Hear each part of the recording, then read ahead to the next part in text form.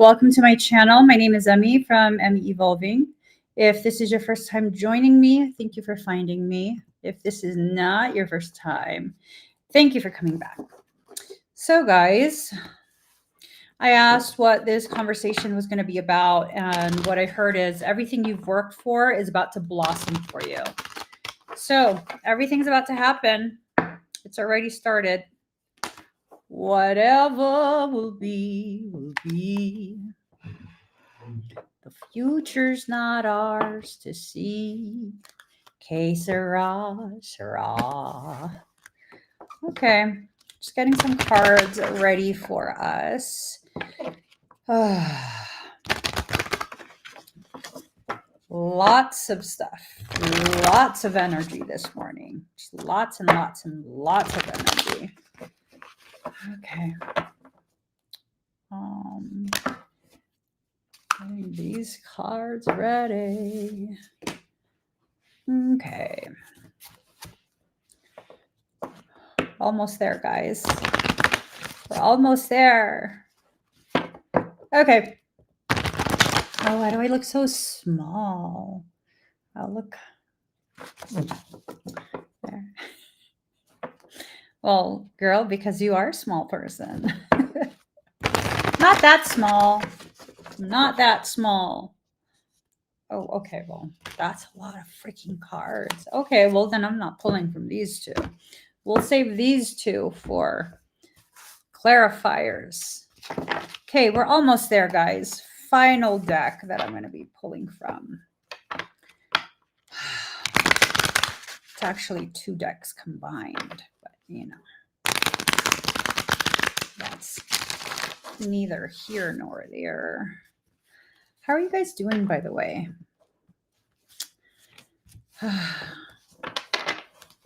Hello. Okay, here goes. Damn, I'm already tired. I just shuffled and I'm already tired. Maybe it's because I have one sock on. Let me take that one sock off. We both pocket-sized, Ocean. We're both pocket-sized. Ooh, okay. So the messages are already starting. You're being pulled into wholeness, and you're exiting out of that space of it's almost like your higher self is no longer going to allow you to use the excuse that, oh, you're new at this. You're not new. So fledgling and fragment, both in reverse. Your soul is already telling you, but you're not listening. You're not listening. So there was a circumstance. There was a circumstance that you've already been through. Whatever this circumstance is, you already know how it's going to end up. This is something you have been through. This is something that you know the intentions of the people who are involved. And you just don't want to listen to your soul because listening came in reverse. Y'all are gonna, okay, whatever. Listening. See this card. Listening. It's in reverse. You are focusing on the wrong thing right now. You're not allowing yourself to see the repeating of patterns. It's an attempt to pull you back, draw you back into that same old space that you are in. You were in that space when you were the most unhappy in your life. So, okay. If you fall for this, because this is like a final, it's almost like a final attempt by your soul to get rid of these old cycles, right? Whatever these old cycles are, they need to be done. They need to be over with. So banishment in reverse. Your soul is saying, like, be actually done with that cycle. This cycle has to do with something from the past. This is something you've already escaped, something you've exited out of. You've done what needs to be done in order to grow and learn and, you know, all of this amazing, amazing stuff. And it's almost like you've been lulled. You've kind of been lulled back into it, slowly but surely being pulled back. You don't even realize. It's draining your energy and it's blocking your ability to manifest. So whatever this is, let's keep it contained. Put it in a fucking jar. I'm joking. Don't put shit in a jar. Instead, bind it with wire, surround it by ash, and bury it in the fields. I'm joking about that too. No, I'm serious. I'm serious. You need to be done with whatever that cycle is. Maybe it's something from childhood. You know what I mean? This does not feel like it has to do necessarily with a partner. This feels more like it has to do with an internal process, something going on inside of you. I'm a little extra like sparkly today. Maybe you have worms or something. And you need to, like, I don't know, parasitic detox of some kind. Oh, no. Okay. So I was thinking that as a joke, but I'm realizing it's actually, y'all, one by one, the braces are coming off. Okay. Yeah, no more on the thigh, no more on the, just hang tight. Listen to what I have to say if you want to, of course. So there's some parasitic circumstance happening here, and it's using old pathways that probably have to do with childhood, things that you thought you had already addressed. These are old patterns. So, do you have issues with family? Or are you not aware that the issue is with family? Like, are family members trying to suck you?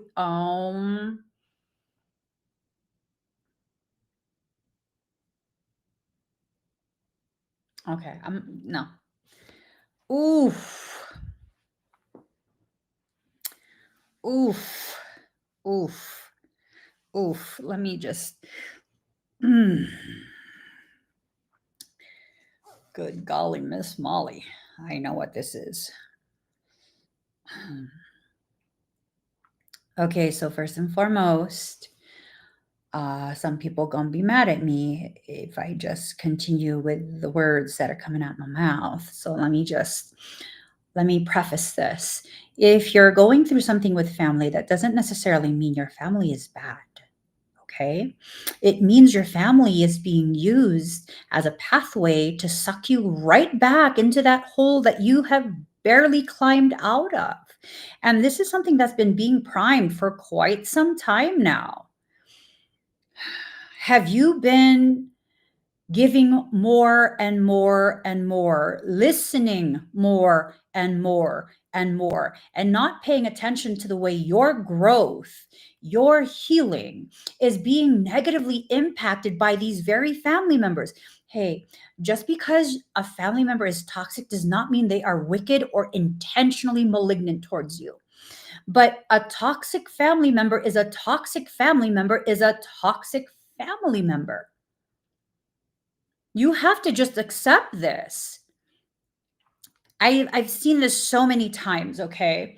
I've seen it in my own life where it's like I've gone through and I've fought for my growth and I have grown, and it's been something that's like tremendously empowered me. And then the moment I allow myself to spend a little bit more time with specific relatives, I have no idea how much I am backsliding into the same spaces of self loathing, unhappiness, the same patterns that I fought so hard to be released from.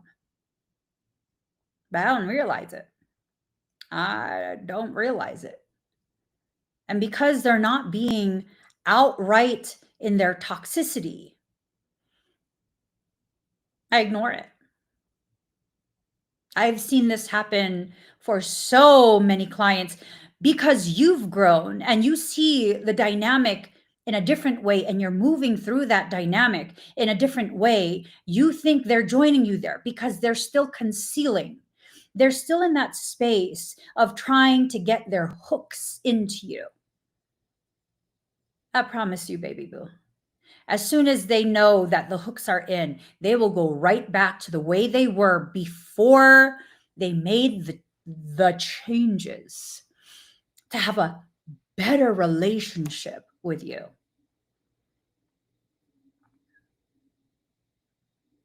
I'm not really one that wants to even feel like I'm talking badly or poorly about someone's family members, someone's relatives, someone's parents or siblings or whatever it is. You're going to learn either way. I hope as you learn, you don't lose the very thing that is simply holding that path open for you so that you can choose for yourself what you want to do. Family is weird sometimes. Family is weird sometimes. I really try my best. I really try my best to go out of my way to not be that type of family member for any family that I have. And the moment I begin to see that, oh, you're still on that fuck shit, I'm out. I'm out. I'm out. You guys have to see the patterns clearly. That's a very hard thing to do when you are being love bombed.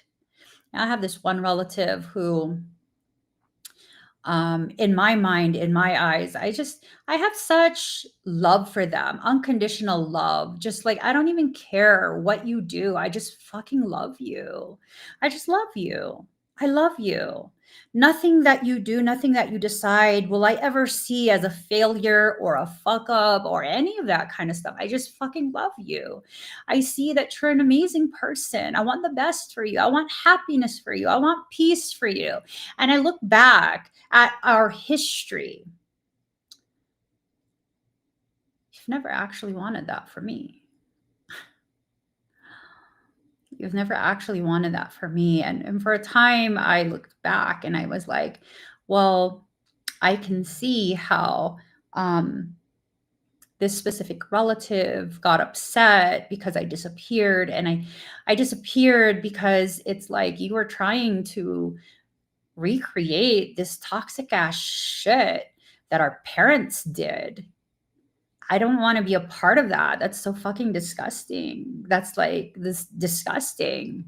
You know, the fact that you could even wonder if I would entertain the disgusting interest of your partner. Like, I'm not even like that. And you know that. You know that.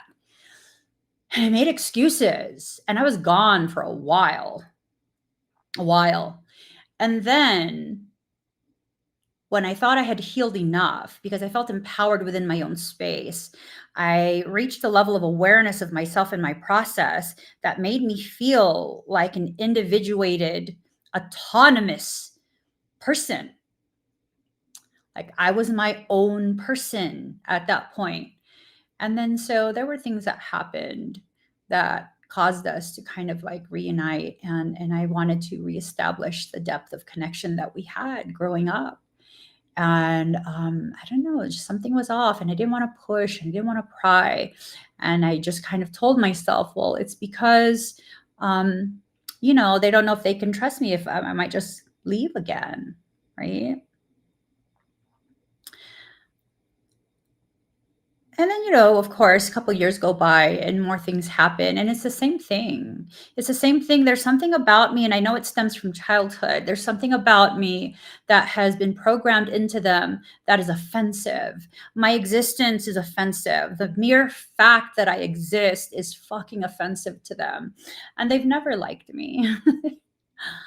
I just never have. They've hit it very, very well. They hit it very well through our childhood and everything. And, as an adult, you're kind of tasked to give yourself the clarity that your life and your childhood was incapable of giving you. And really, I began to see I was simply tolerated in that space. And they didn't like that I was now my own person. They didn't like that now I was stabilized in every sense of the concept of stability, emotionally, mentally, financially, everything, that I had my own existence and my existence matters to people on a global scale. They didn't like that. And they had to try and diminish that. And I made excuses because they said it as a joke. They said it as a joke. But the reality is this: we've been pitted against each other since childhood by adults, not because we were competing with each other. I would never compete with this relative. Like I said, I will gladly bow out of anything if it would put a smile on your face and genuine joy in your heart. I would bow out. I let you win. It's not out of pity. I want you to have something to celebrate. And then I'll celebrate you celebrating. Except here's the thing. It wasn't enough to just see me be okay in life. They needed me to not be okay. And then came this whole thing of me not wanting to see, not wanting to realize, not wanting to admit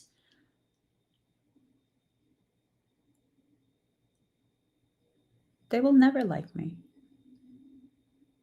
Not because of something I've done, but because of the person that I am. Because all the things that they heard through childhood, all the comparisons that were made by, again, adults, not between us, they saw it like kind of coming into manifest form. They could see that other people could see these things in me as well. Whether I recognize it or not, whether I flaunt it or hide it or play small or any of that. Yeah, it just is what it is. See, dynamics in families don't change. You change. You grow, you expand, you become aware, you begin using discernment. And sometimes family members who don't want to be left behind, it's kind of this thing where they will merely feign, they will pretend. They will pretend. They will pretend and they will try and keep up and they will play the role until they're comfortable enough to begin being outward in their irritation that they cannot control you. You see, in that dynamic with that relative, I allowed them to take so many liberties with me, to make me the butt of their jokes when I was not in the room. I knew. I didn't care. It's like, whatever. It's no big deal. I know it's not true. I love you. And it's my assumption that you reciprocate that type of love. And maybe I just don't get your jokes. I am autistic, so I don't always get jokes.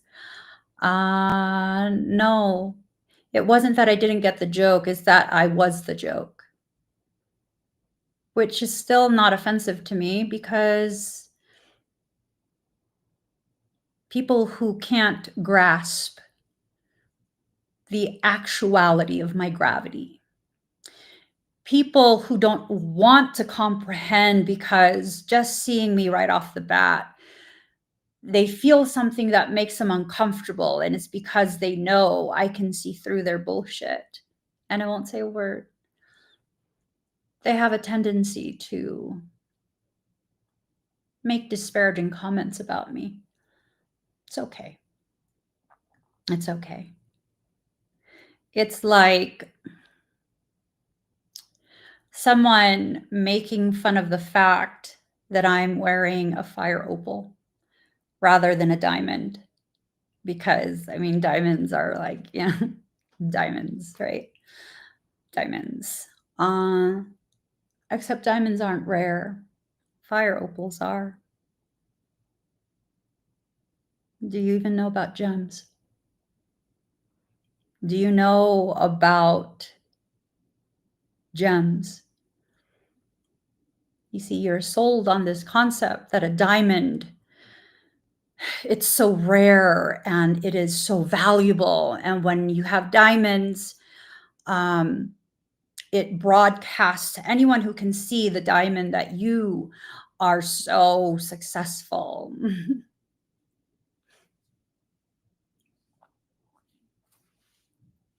I wear no jewelry because I am the jewel. I understand at least a fragment of my worth at this point.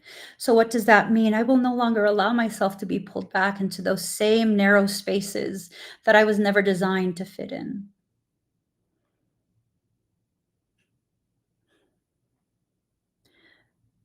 You become what you allow other people to convince you to be.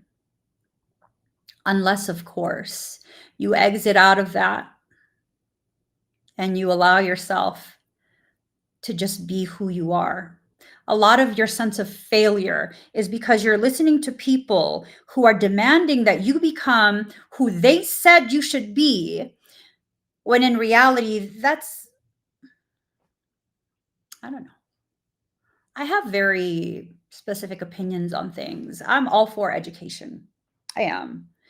And to be able to earn a degree of any kind, whether it's an associate's, bachelor's, master's, a doctorate, those are accomplishments you should be proud of. They really are. They really are. But here's the thing. Here's the thing. With everything that I've accomplished in life, and really though, if I remove myself from my circumstance and I pretend I'm a stranger to myself, I'd be like, damn, you've accomplished a lot. Like, holy shit. That's crazy. And all sorts of different industries. Wow. You must be super specialized and highly trained. No. No, I'm not. I'm only ever just myself. In every single industry I've entered into and I've made a splash, I've made my presence known. And that's just a part of who I am and how I am. I enter into a space and my presence is recognized by those who are established in that space. My presence is formidable in any space I occupy. And I stay there just long enough to allow myself to understand, oh, I can excel in this space. Do I want it? Not really. Okay, time to move on. That's how I function. That's how I function. With everything that I've accomplished, I have no degree, I have no certificates outside of my NASM certificates for personal training, certified nutrition coach, and corrective exercise specialist. And those, they just fucking did it for shits and giggles, to be honest. Shits and giggles, personal enrichment, because I couldn't access the course for free. I had to pay for it. And really, I just wanted to access the course so I could better teach myself how to modify my body in the most efficient way possible. You see, when I want something, I commit to it all the way. When I want it bad, and you will not stop me if I want something bad. So what happened? Well, I had no intention of taking clients. I had no intention of doing anything with those certifications. What I intended was to win on a stage my pro card in the first show with no experience in any type of fitness competition and middle-aged with existing injuries. So that's why I did that. You see, but the things that I've accomplished that are the most profound, I was not taught by anyone else outside of myself. I hold no degrees. And here's the thing. My entire life, I've been told what I'm supposed to be. I've been told what I'm supposed to be. I've had dictated what will determine my worth in the eyes of others. I was told I'm supposed to be a nurse. I'm Filipina. My mother's a nurse. My aunties are nurses. My cousins are nurses. Everyone's a nurse. I was told that I'm supposed to be a nurse. But to me, that wasn't enough. And it's not that I'm bashing nurses, because nurses are the most powerful ally you can have in any type of medical setting. I actually have more respect for nurses than I do doctors. But I didn't want to be told what to do. I didn't want to wait for someone who had invested more educational time to tell me what I already know should be done. So I said, okay, I'm not going to be a nurse. I'm going to be a doctor. And it wasn't enough to just be a doctor, because there's some type of hierarchy in the medical field. It's not enough. It's not enough, because everything I do, I have to excel. That's how I was programmed since childhood. It's not enough to simply be a doctor. That's not enough. What I want is to be a triple board certified neurosurgeon, cardiothoracic surgeon with time in the ER just to keep things spicy. Do you know how hard that is? I do. That will show my worth. If I had continued that, even till now, one of my siblings who's in the medical field, and he actually works with surgeons, and he had no clue that this was my plan. This was because of a conversation we recently had. I shared with him, yeah, no, before I had kids, my plan was to be triple board certified. I told him that whole plan. He's like, what the F? He's like, you would have been a phenomenal doctor. I'm like, I know, but well, no. Because he always tells me every few years, it's not too late for you to finish school. It's not too late, because he knows all of this comes easy to me. And then I remember a conversation we had not long ago. I mean, like 6 months, maybe a year at this point. We had this conversation, and I was like, we both know I'd lose my license in the first week. He goes, yeah. Yeah, no, you would. You would. Why would I? Because you will not stop me in my advocacy for my patient. I will not stop at allopathic medicine. Doctors are confined to their scope of practice. That means I cannot be who I am. I cannot be and exist at the level of gravity, profoundness that I naturally am. I'd be confined by the scope of practice of my license. Hence the triple board certified, right? Expand my scope of practice. Except even that would not be enough. Even that would not be enough. Had I listened, yes, I would have been a phenomenal fucking doctor. I would have been an exceptional surgeon. I had photographic memory. Pattern recognition, photographic memory with an exceptionally expanded proclivity for all things medical. I would have been fucking the leader of field. I would have been a trailblazer of a fucking surgeon. Oh my God, are you kidding me? My brain works like this, and it's something where you present a problem, instant, I will find a way around that shit. Instant, I will find a way around that with zero hesitation, zero shake in my hands, recalling information easy like that. I literally had a photographic memory. You could put my forearm in a book. I will know that book within seconds. That's how I'm created. But that's not what I'm supposed to do. Had I listened, had I allowed myself to be bullied and shamed, because that was a tactic that was used, bullying and shaming. Oh, you wasted your life. You wasted your intelligence. You wasted your potential. You wasted. Did I waste? Or did I stand my ground? Because had I done that, I would have been in probably $300,000 to $500,000 worth of educational debt that cannot be forgiven, with no fucking license and no ability to practice the medicine I devoted my existence to. Because I promise you, the way the spiritual community has received me as a trailblazer would have been the same way the medical communities would have received me as their colleague. I would have been shunned because the way I see things goes against the way they are trained to see. And that's all on me being who I am. That is all on me just being who I am. What are you being gaslit and bullied into? Now, some jobs require a degree.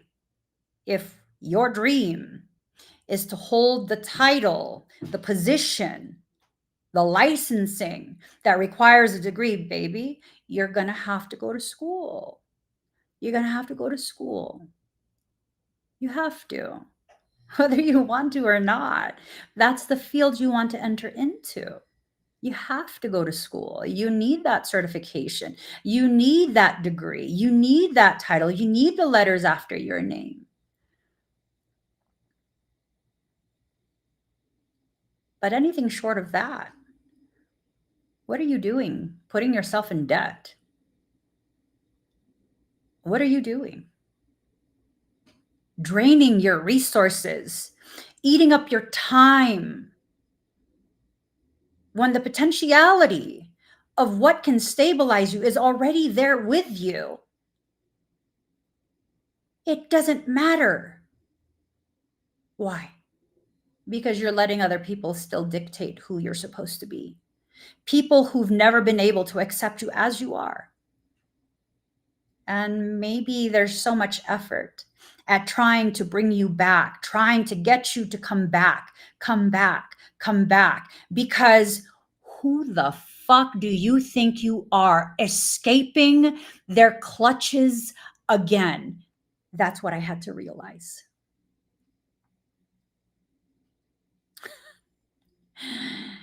They didn't want me back because they missed me.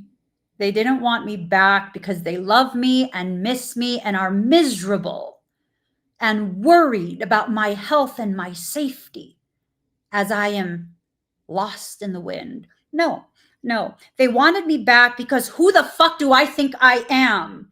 Being liberated from the very chains that they keep polishing around their wrists like little golden bangles. Who do I think I am? Being liberated from generational trauma, generational curses, and all these things. I think I'm just me. And the person that I am, no. You can't force me to do shit. I don't care the consequences. You can't force me to do shit. Nor can you force me to feel guilty when I've done nothing wrong. At all. I don't feel bad anymore. Yeah. I don't feel bad. Why? Well, I'm so focused on what it is I'm building, what my soul is telling me needs to be built. That oath that you think you took, this obligatory existence that you are living, because what? Because family says this, family says that, family says blah, blah, blah, blah, blah, blah, blah, blah. Are they happy? Are they happy?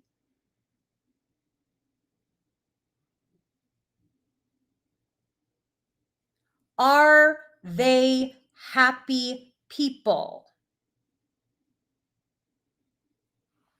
Because I'm sorry, but all the people in my life that are happy that I listen to, And I don't mean fake happy, right? I mean like genuinely, like they're in their existence. There's happiness there.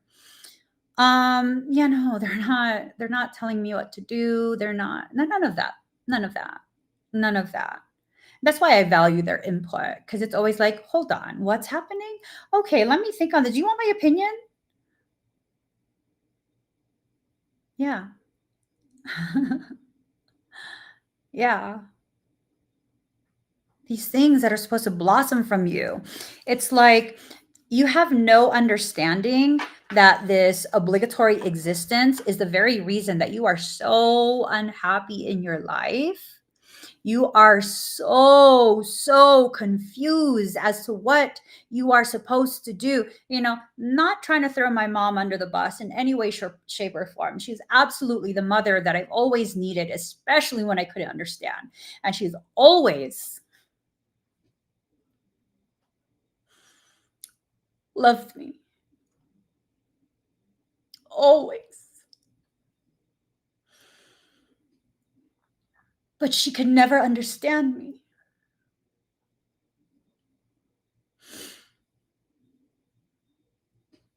until the very end.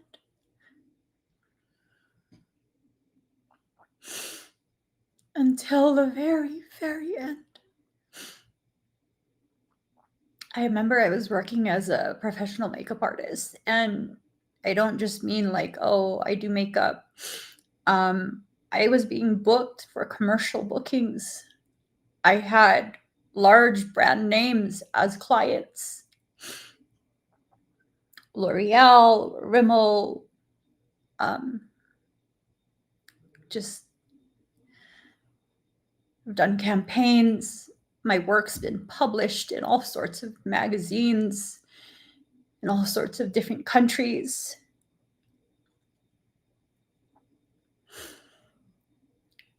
And I'm doing this as I'm living with her because I didn't want her to live alone. And I had my own family already. And every day it was this thing of, you need to get a real job. My job pays me real money. This was in early 2000s. The value of money has changed since early 2000s.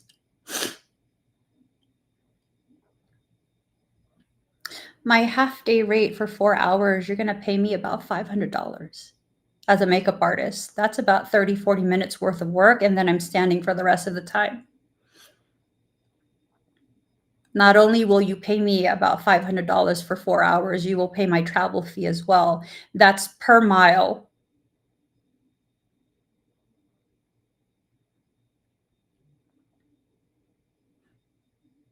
Yeah. No education, no certification. Right out the gate. I did that. I did that. But it wasn't enough.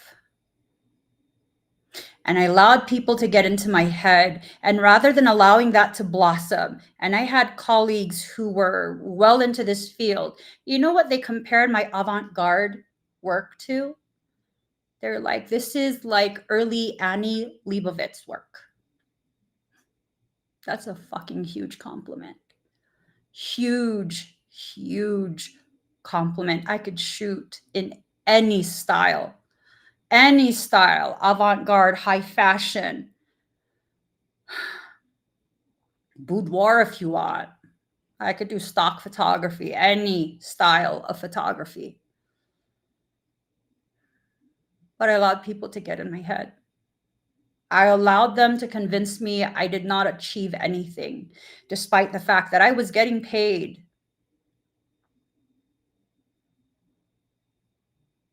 And then, I gave that up. I gave it up. And then a couple of years later, my mother had come over to my house to have lunch and hang out with my kids. And we were eating. And she goes, oh, Nini, remember you used to like the makeup? Yeah, why? well, you can make money there. You should do it again. And I was like, I was making money. What are you talking about? Says, oh, I didn't know. You didn't know?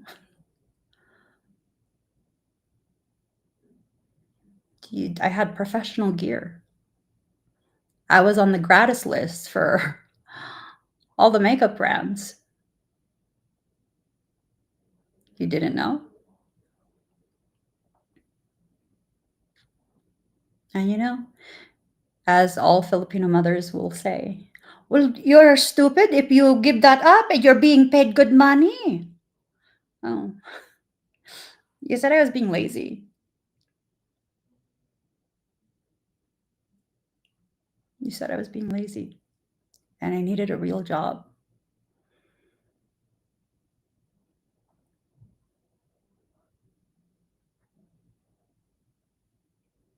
And that wasn't the best or worst. That's just an example of how family doesn't understand your gravity. And even if I were to try to explain the gravity, they can't see it, that accomplishment for what it is. Again, early 2000s, my work featured in Maxim magazine. Holy fucking shit. That's a global publication. The fuck? Maxim?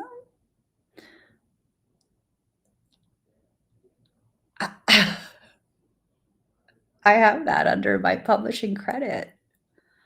Not just as a makeup artist, hairstylist, or wardrobe, as a photographer as well. I shared that with family.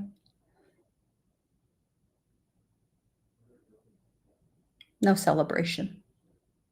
No, nothing.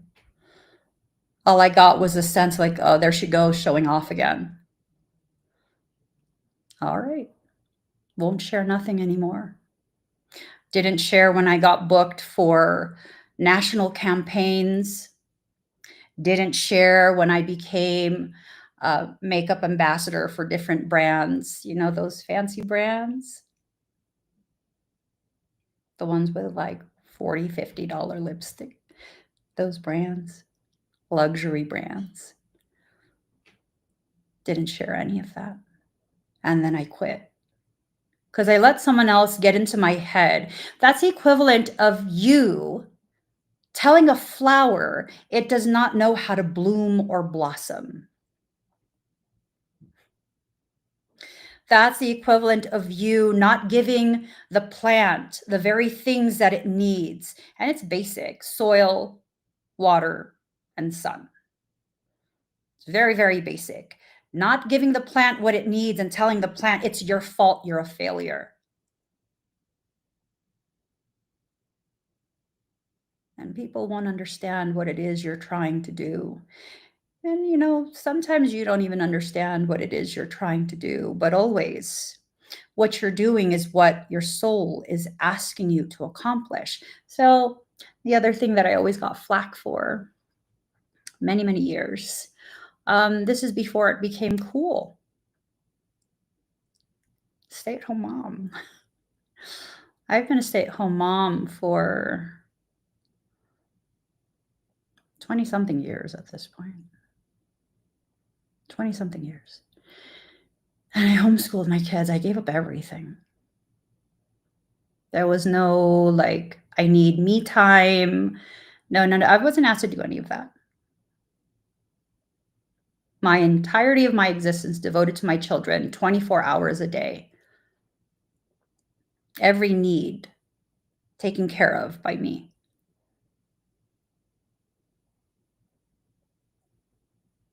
And I was ridiculed for homeschooling children that would have never thrived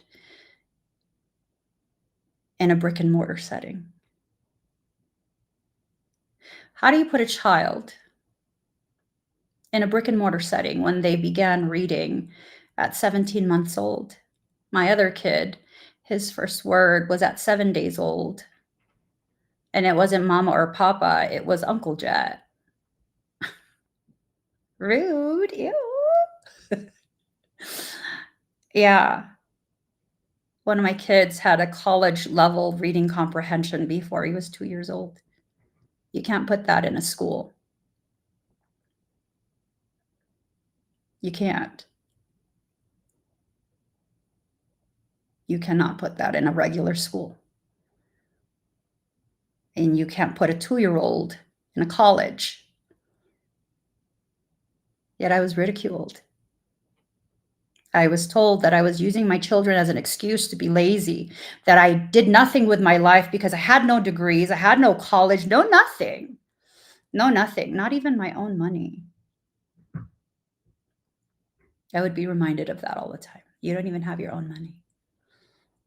Well, it's funny because I am married and my husband does work and he does have me as a co-owner of the bank account. And it is me cutting the checks for everything. So I don't know. I don't know. Yeah. And I was seen as less than because I would not purchase luxury items because anytime there was extra funds that would go towards educational manipulatives, it would go towards course content, it would go towards programs that I take my kids to.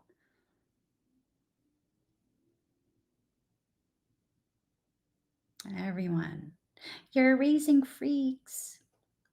Everything you're doing, you're turning your kids into freaks. Yikes. That's a nice thing to say about people's kids. They couldn't understand.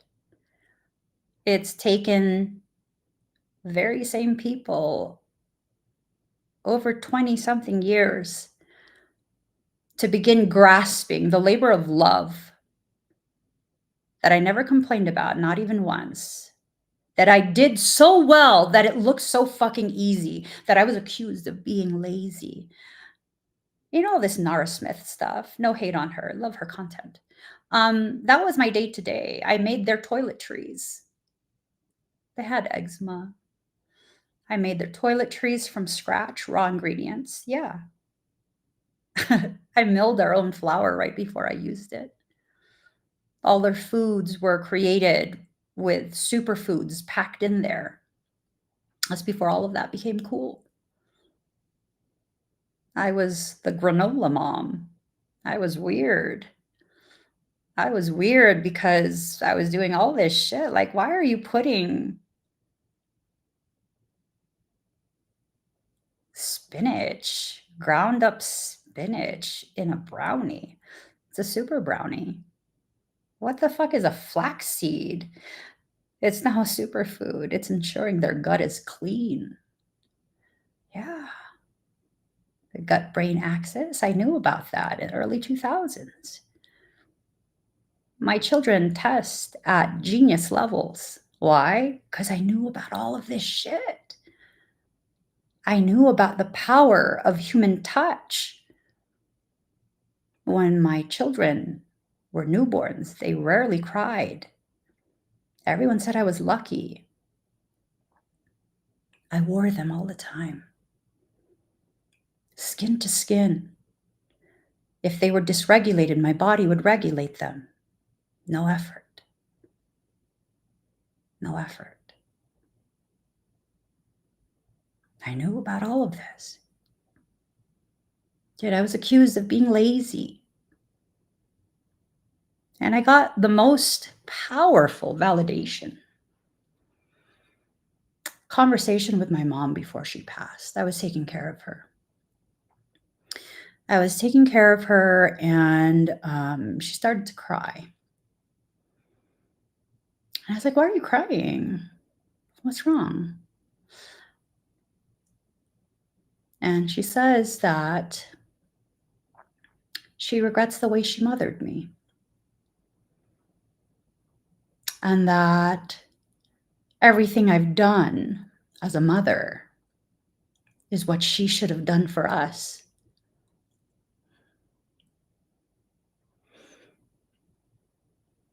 Because then maybe my siblings and I would be as happy as she sees my kids are on a daily basis.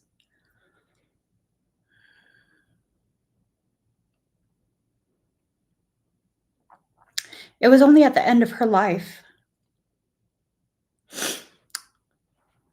that she developed a level of maturity to appreciate in depth and genuinely the amount of effort I placed into the kind of mothering I did.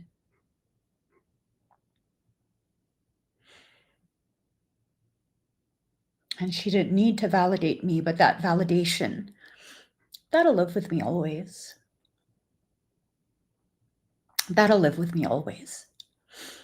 One of the greatest gifts that she's left me before she transitioned out of this life. If you're waiting for your family to validate you, you probably have about 20, 30, maybe 40 years before they can even understand what it is that you're doing right now. Your life is trying to blossom. It's trying to blossom for you. It's trying to have you realize just how amazing you actually are. And you know what's funny? I couldn't have had that conversation with my mother had I not actually stood my ground. Because once she got comfortable again after I began taking care of her, I'd been gone for a few years. She tried to suck me back into the old dynamic. And I refused. And I told her flat out, no, excuse me. No, I'm not joining you there.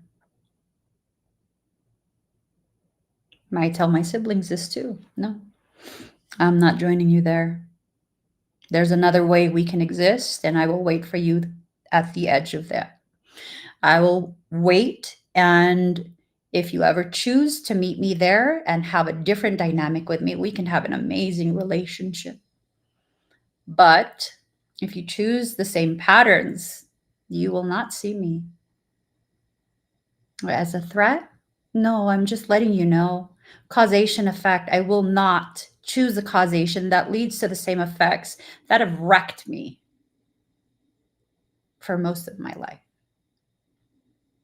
You're being sucked back into a pattern. And this pattern, you're being reminded right now, reminder. You know who they are. You know how they are.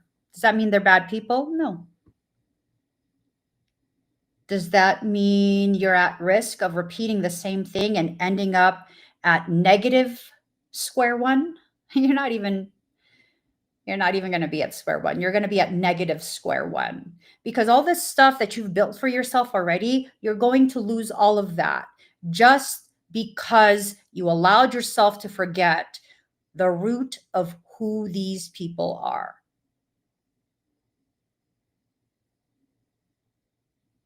It's up to you.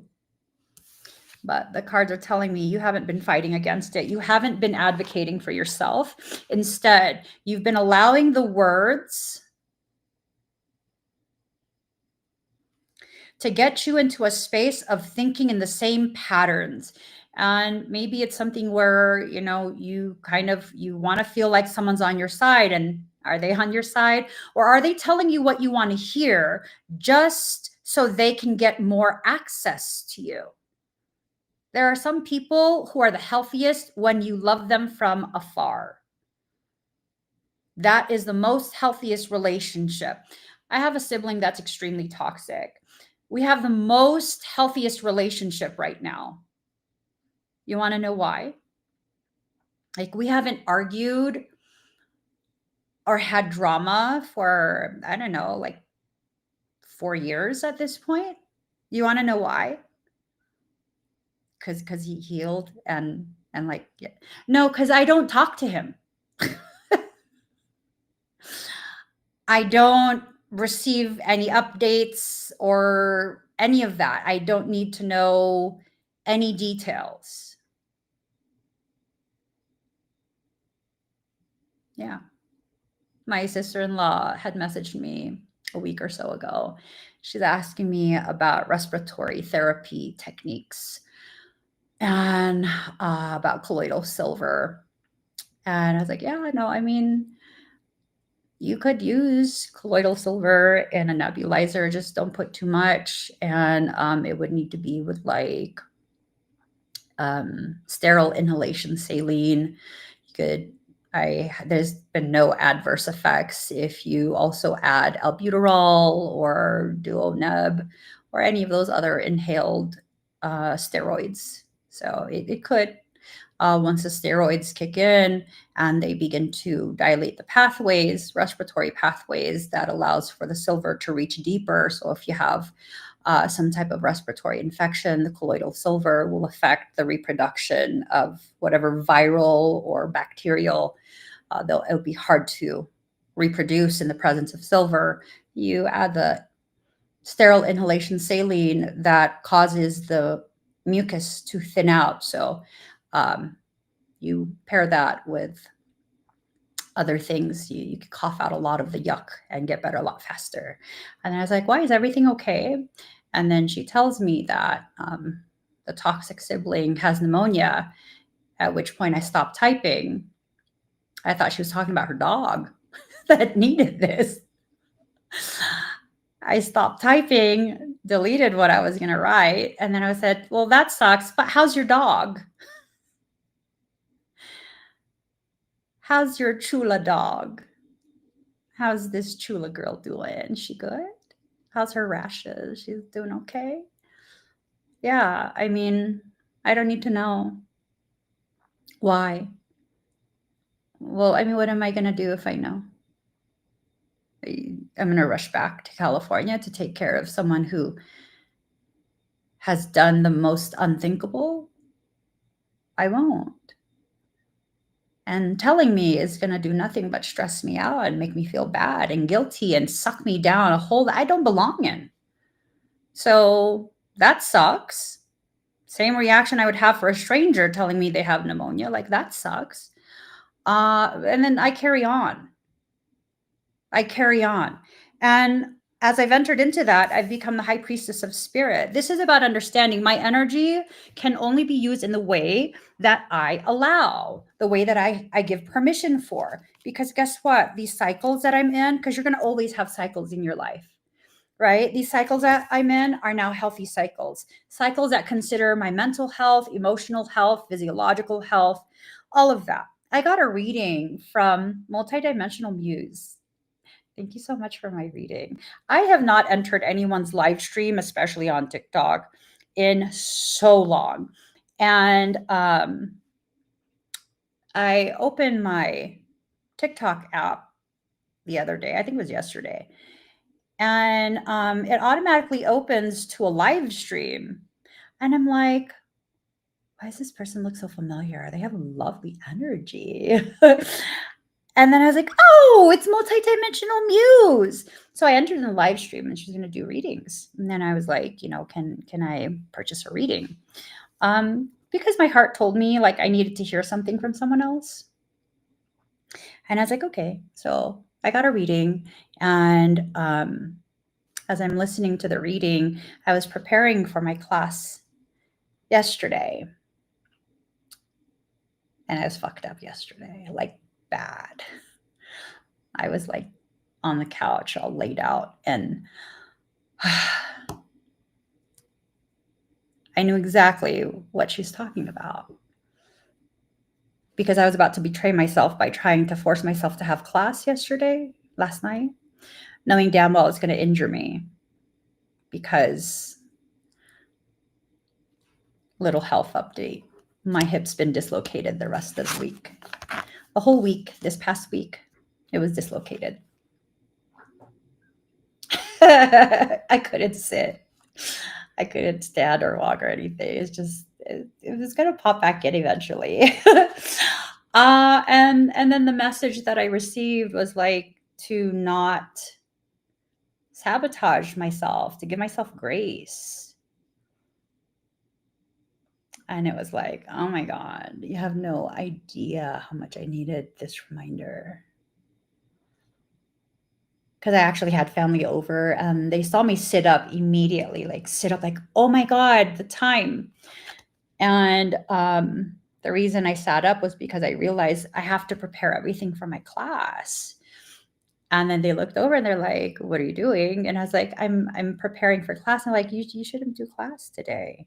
And I was like, "Are you okay, I'm gonna trust you and listen to you." Yeah. I know, guys. It's fine. It's fine. The worst part were the dislocated shoulders. This ascension cycle is fucking brutal. Like, bitch. Bitch. Just ascend already. Ascend, Emmy. Ascend.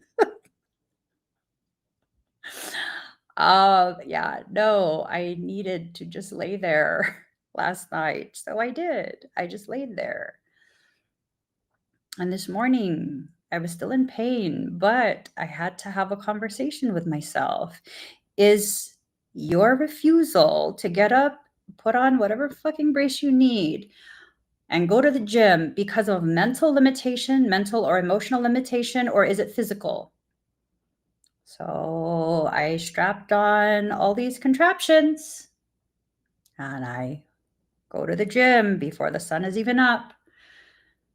And I run through the whole plan my coach laid out for me. And guess what? It hurt like hell. Fucking hurt like hell. I was walking around with a hobble for a bit. And then I finished all the TRX stuff. Felt like my whole femur was going to rip out the socket. But the movement was relaxing certain other parts. And then I was standing by the machine to do lat pull downs.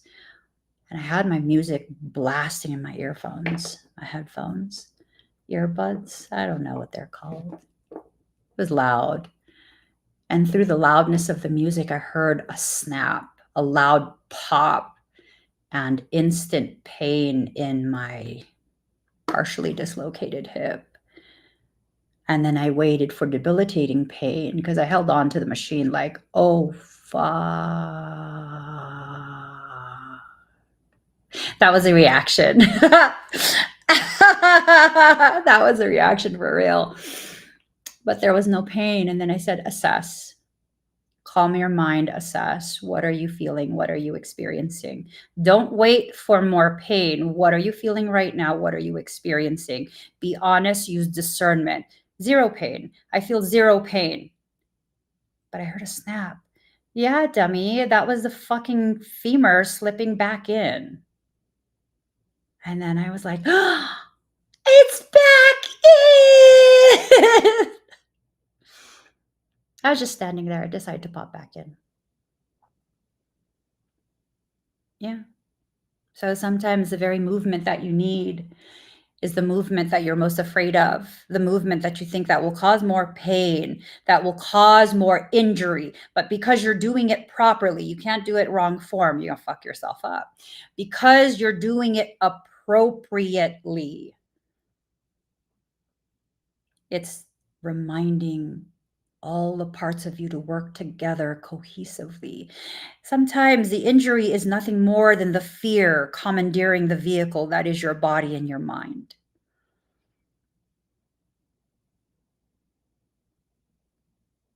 Roll that back. Play it again. Sometimes that fear, that pain, it's nothing more than your awareness that your sovereignty has been commandeered by your insecurities, by your sense of failure. You know, the other day, thank you, Lindsay. The other day, Lindsay, could you clip this part? Sorry. Could you clip this part? So the other day I was in the shower. Don't include this part though. I was in the shower and I was having this really intense conversation with Michael. It was just like really introspective. And we were just holding the depth of symposium that I needed. And it was this awareness that was developing in me, that the only way to truly heal insecurity is to experience the very thing that you are insecure about, to experience that destructive moment when your insecurity becomes a tangible experience and you're left with no other option but to survive it.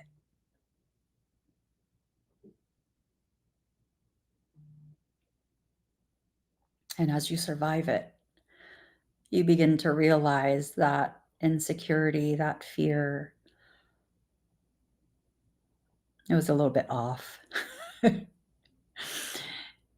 then you're presented with the option of going further, meaning not simply staying in survival mode, but consciously choosing to enter into a space of thriving. Why do I not have very many insecurities? Because I've been destroyed so many times in this one life. In this one life.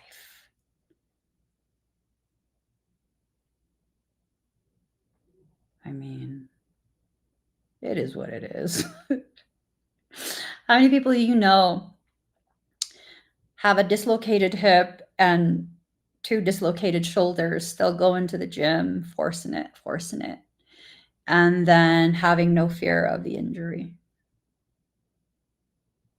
How many people do you know that experience the most fucked up shit just because people are offended they exist, and not being turned into a heinous individual that's all about retaliation and hatred and competition and comparison? I still celebrate complete strangers.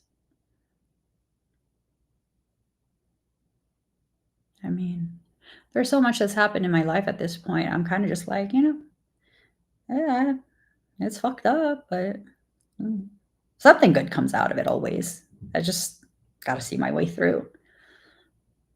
So I was exposed to something earlier in the week because of the work that I do.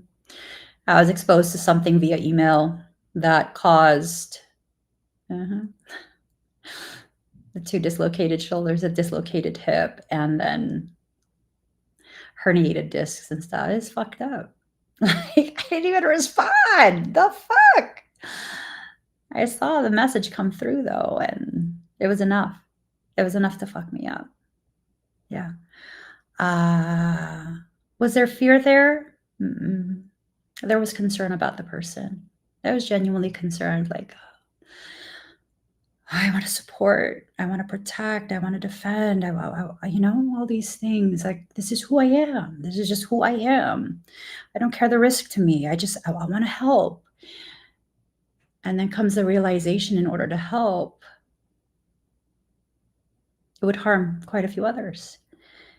And then comes the injuries, which is tangible proof at this point. Like, okay, I cannot make any more excuses. This has to be handled. And then comes the realization. I can either look at this as, okay, I was physically attacked again by something highly, highly beyond demonic, which that's fucked up. Or I could see it as the reality of what it is. That final attempt and final access due to that specific email that came in, that initiated a process. The shoulder dislocations have more to do with my ascension mechanics than they do with the attempt to attack me. It was initiated by the attempt to attack me. It is an actual injury. But why am I being injured? And I had to ask my soul, and that's where the conversation came from. Sometimes it's the very insecurities that are used as the impetus for your growth.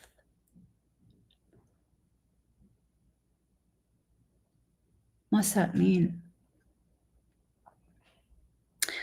It means I once existed as a phoenix, rising from the ash of destruction.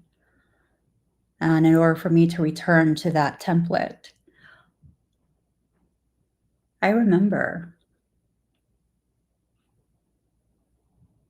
that excruciating pain of changing form. A phoenix has no arms. She has wings. And her wings are not positioned where a human's shoulders are. And if I fight this process, I will be hurt again. And I will heal. And I will get further in my understanding of myself and my process.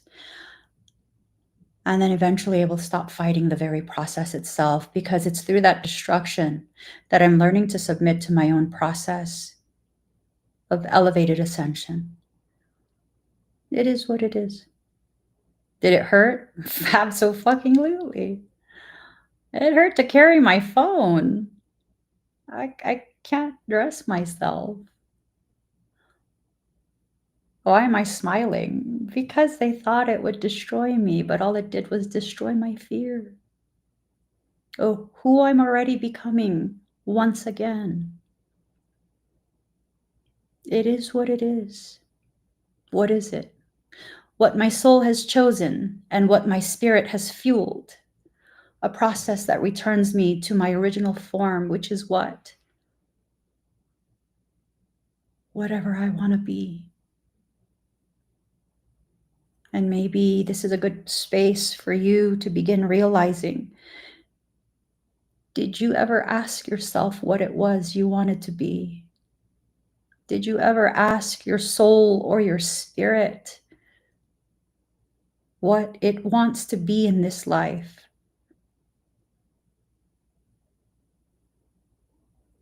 Because if you don't know the answer to that, then maybe you've gotten the answer as to why you're going through what you're going through. And what does that mean? Well, it means the process you're in is showing you exactly the answer you're refusing to receive. You've been given false guidance. It might be from an earth sign, but I don't know. It has everything to do with your earthly existence. Look at your face. Look at your face. All you're focused on is, am I going to trip up again? That's why you're not realizing you're receiving the guidance in reverse. You're listening to people who have an agenda, and you listen to them because, not because their words ring as truth, but because the delivery of their words are coddling your need to be seen as a victim. You're tired of being strong. Okay, well then sit the fuck down for a moment. Take a deep breath, have a packet of applesauce, and get up and finish the workout. It's very simple. It doesn't matter how you do it. It matters that you get it done. It's very simple. It's very, very, very simple. Okay, so was I doing my workout this morning in the bestest form possible? Because my hip was out. But I was doing it anyways, trying the best possible to keep proper form, knowing I have a nerve impingement with my hip out. And then what else happened? Well, it popped back in. Why? Because I did what I did. It's very simple. I'm either going to be part of the solution, or I'm going to be my entire problem. There's this video on TikTok. It's this Asian lady. She looks Asian to me. And she's talking about the language of the poor. The language of the poor.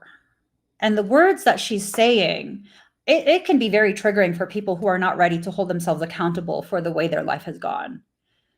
Very, very, very fucking triggering, because I opened the comments. I was like, TikTok's going to swallow this woman whole. I don't think she's going to give a fuck, though. She didn't. And it is like thousands of comments from people who are talking about how that's easy for you to say because you come from a space of extreme privilege and financial stability and this and that. Because I guess she's a landlord or something.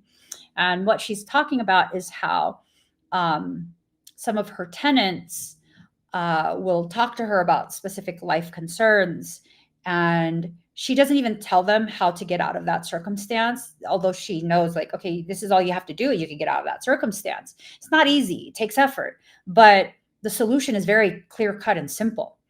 And she doesn't say anything. She's just like, oh my gosh, really? Oh wow.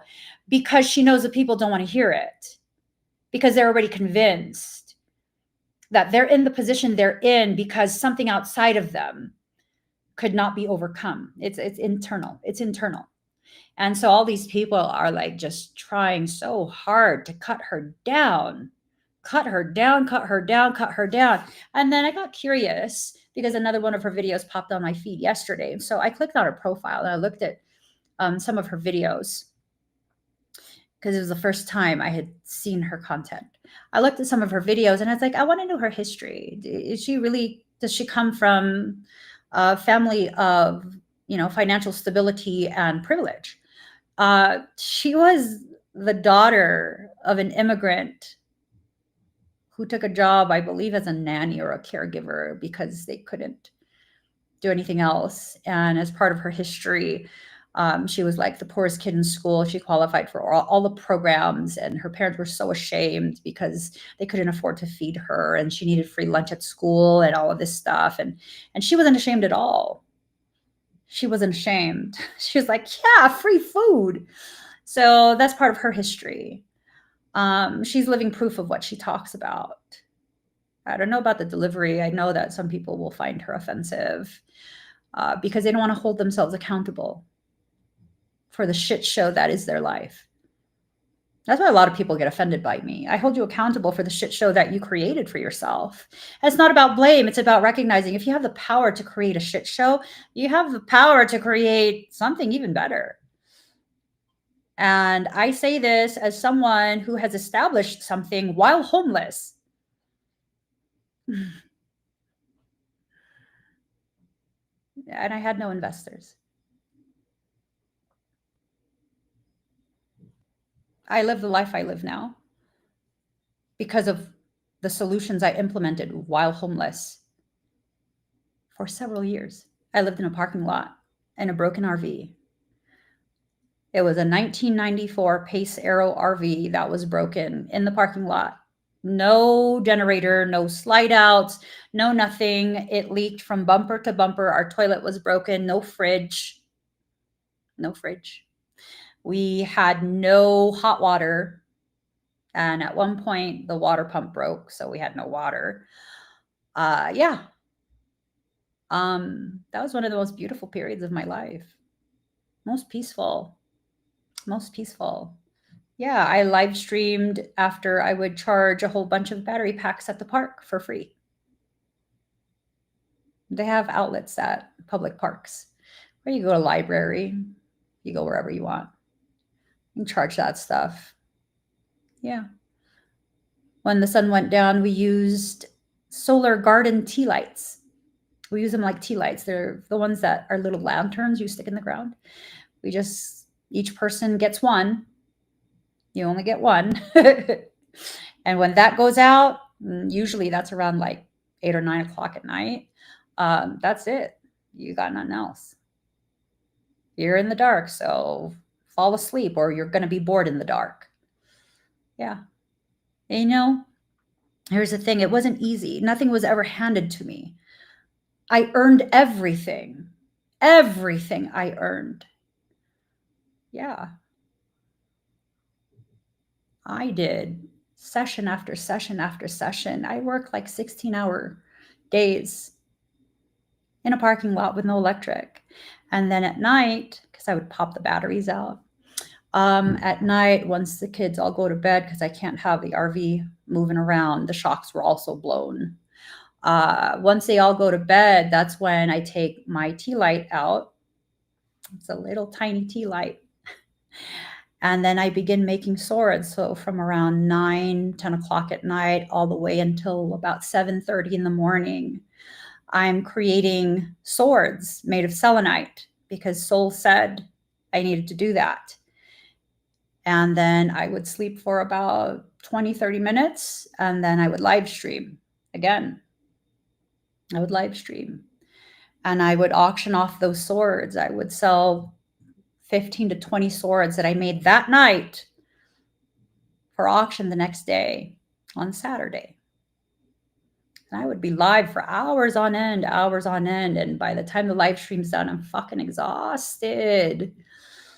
I'm exhausted. And as I lay in bed, I'm answering all these messages of people wanting free things from me. And yeah, yes to everything.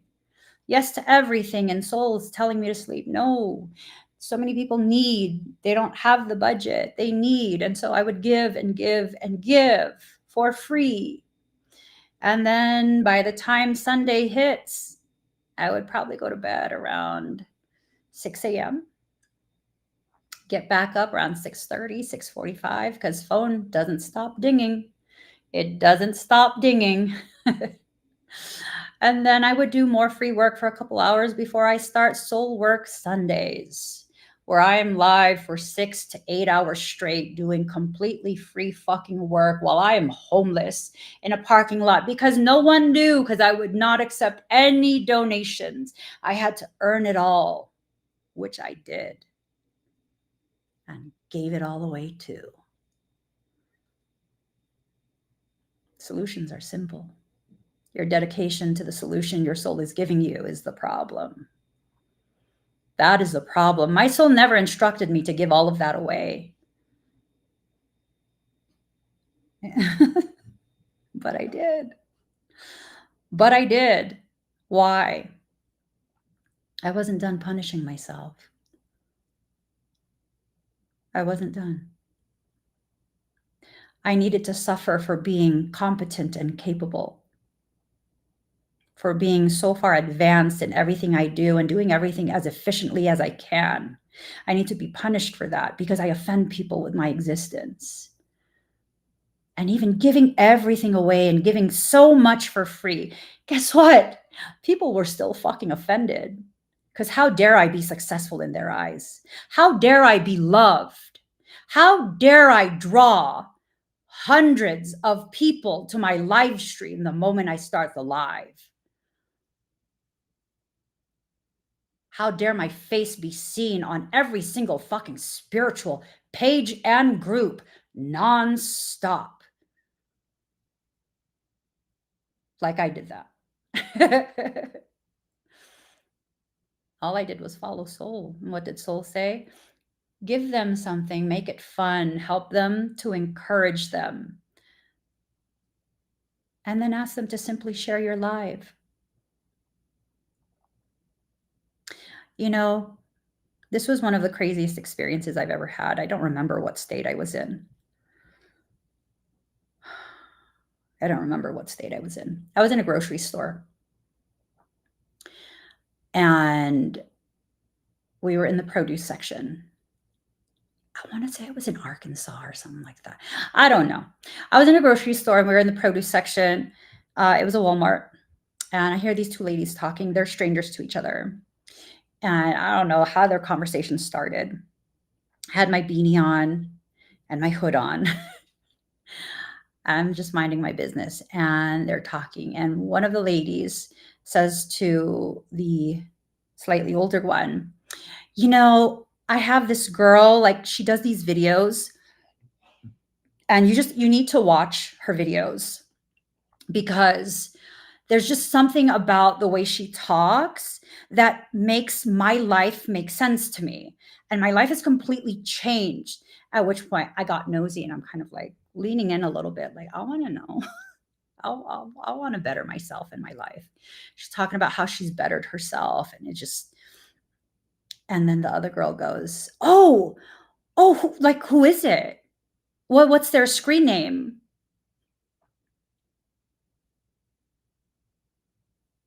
I done dropped all my fucking produce because the girl says, Emmy evolving. What? They had no idea. They had no idea I was sat beside them. Dropped all my produce. And I turn my back to them a little more and I pick my produce up, and I hear the slightly older lady telling the younger one who shared about Emmy evolving. She goes, "Oh, I watch her all the time." Oh, I'm fucking getting out of this store. I was like, the fuck? Yeah. Yeah.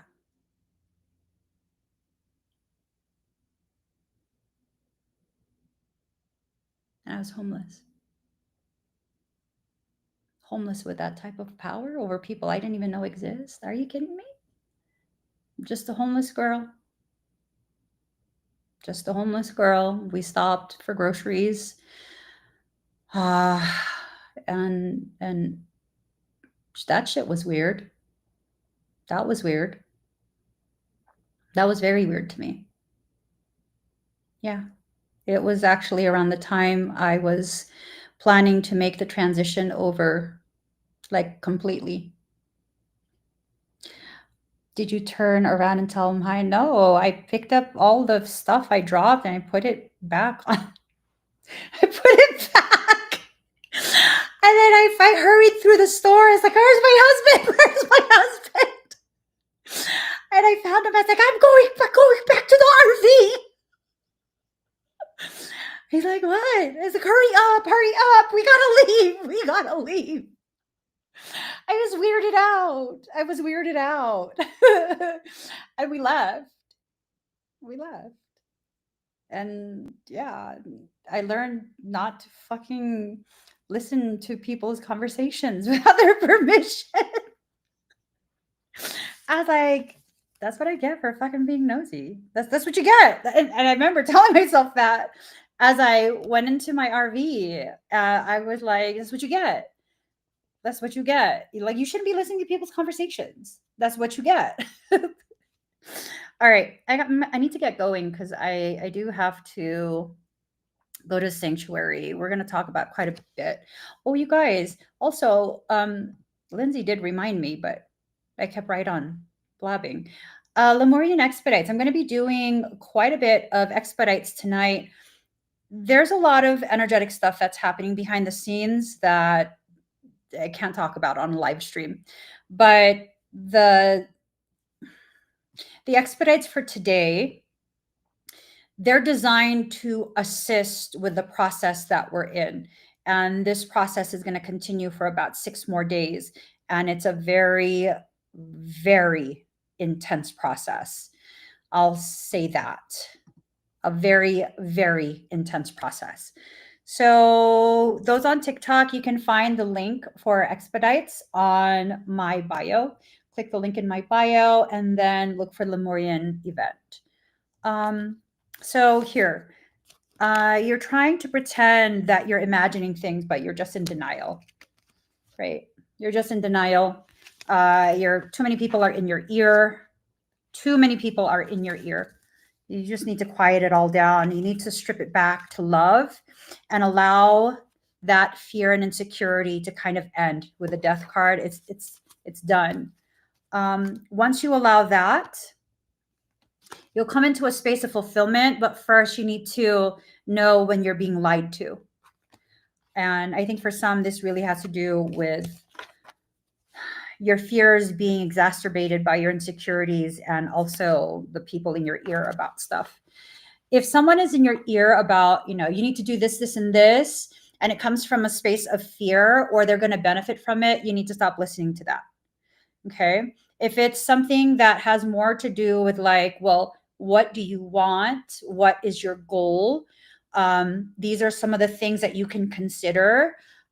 These are some of the insights that you might want to explore to get better understanding of where you're at in your process. That's a whole different type of conversation. That one is actually empowering because it's just exposing you to the information that you need to make decisions for yourself. Okay. But when there are those who are like, they talk like they know about life so much, so opinionated, like, all I hear is this. It's nothing. It's nothingness. Stop listening to those people. Okay, you need to summon your strength. Someone is trying to play you off as though you are weak and you need someone to protect you from your life and your own process. They're trying to make you more mad, passion in reverse. You're being gaslit by the very people you're listening to. I don't know, whoever you're being gaslit. It's up to you if you're going to listen or not. I'm going to save these cards for the next time we sit and talk because I didn't get to it and I'm just done. I need to eat. I need to lay down for a little bit before I go into the sanctuary. I'm going to be live today, 5:30 p.m. Pacific Standard Time, doing expedites. You need me to work on you? I can. I might be live streaming on the floor though. Just to be comfortable. We'll see. We'll see. Or I might put on my contraptions and stuff. We shall see. I hope this conversation helps give whoever needed the clarity that you're seeking. You know, that clarity comes from within. The less people in your ear, the more stillness you can create, the more clear your messages from soul become. Okay? Running away from the circumstance that scares you is a surefire way to what? To repeat the same circumstance in a much more horrendous manner. That's all you're going to do. And then you're probably also going to lose the very thing that's giving you a sense of empowerment and love. That's, you know, it is what it is. I gotta go. Love you guys. See you again very soon.